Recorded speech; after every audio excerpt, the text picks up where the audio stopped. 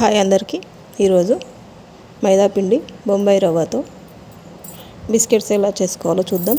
దానికి కావాల్సిన పదార్థాలు: షుగర్ 1 కప్పు, ఇలాచీ, బొంబాయి రవ్వ, నెయ్యి, కొన్ని పాలు, మైదాపిండి. షుగర్ని పౌడర్ లాగా చేసుకోవాలి. ఈ విధంగా మైదాపిండి, షుగర్ని రెండింటిని కలుపుకోవాలి. దాంట్లోనే బొంబాయి రవ్వ యాడ్ చేసి మూడింటిని కలుపుకోవాలి. మంచిగా మిక్స్ అయ్యేలాగా కలుపుకోవాలి.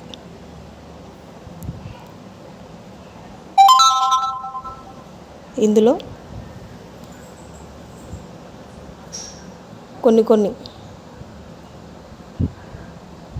కొంచెం నెయ్యి వేసి కలపాలి. మరియు పాలు కొన్ని పోస్తూ కలుపుకోవాలి. ఇందులో వాటర్ యాడ్ చేయరాదు. వాటర్ వేయడం వల్ల బిస్కెట్స్ సరిగ్గా కుదరవు.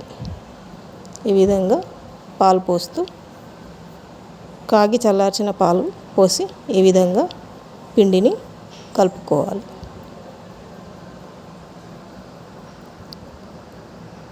ఇలా పిండిని కలుపుకొని బాగా గట్టిగా కాకుండా చూసుకోవాలి. మరీ మెత్తగా కాకుండా మరీ గట్టిగా కాకుండా చూసుకోవాలి. ఈ విధంగా పిండిని కలుపుకొని మనము చపాతీలు చేసే విధంగా 2 పెద్ద లడ్డూల్లాగా చేసుకోవాలి. ఇలా చూడండి, ఇలా మెత్తగా ఉండేటట్టుగా పిండి అనేది మనకు రావాలి. రొట్టెలు చేసే పీట పైన మైదా పిండి వేసి ఈ పిండిని ఇక్కడ ఈ విధంగా వీడియోలో చూపిస్తున్న విధంగా చూసి చేయండి. ఈ విధంగా చేస్తూ చపాతీలు చేసే కర్రతో ఈ విధంగా చపాతీలాగా మనము చేసుకోవాలి. ఇలా చూడండి,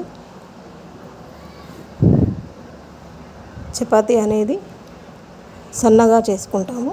కాకపోతే ఈ బిస్కెట్ అనేది కొంచెం మందంగానే చేసుకోవాలి.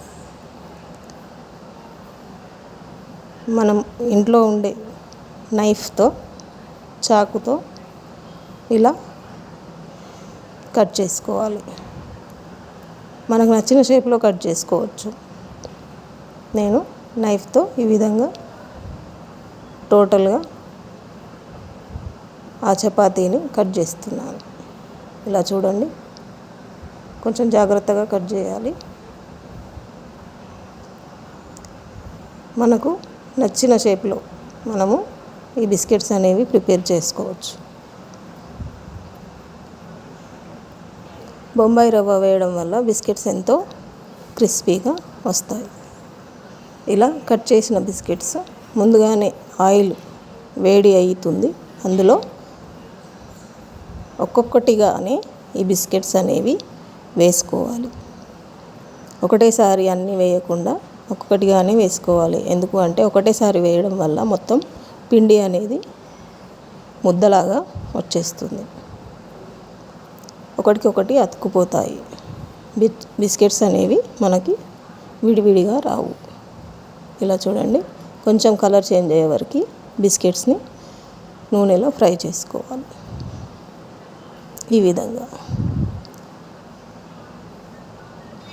మనము మార్నింగ్, ఈవినింగ్ స్నాక్స్ లాగా ఈ బిస్కెట్స్ని ఎంతో చక్కగా తినొచ్చు. ఫ్రై చేసి ఇలా తీసి ప్లేట్లో వేసుకున్న తర్వాత కొద్దిగా మెత్తగా ఉంటాయి. ఒక ½ అన్ అవర్ తర్వాత, అర్ధగంట తర్వాత ఇవి క్రిస్పీగా చేంజ్ అవుతాయి. కొంచెం కలర్ చేంజ్ అయ్యేలాగా చూసుకోవాలి. మరీ మాడిపోకుండా ఉండాలి. ఇలా చూడండి, ఎంతో చక్కగా మైదా పిండితో ఇంట్లోనే ఈజీగా బిస్కెట్స్ రెడీ చేసుకోవచ్చు. మీరు కూడా ట్రై చేయండి. నచ్చితే లైక్ చేయండి, షేర్ చేయండి. అదేవిధంగా సబ్స్క్రైబ్ చేసుకోండి. Thank you.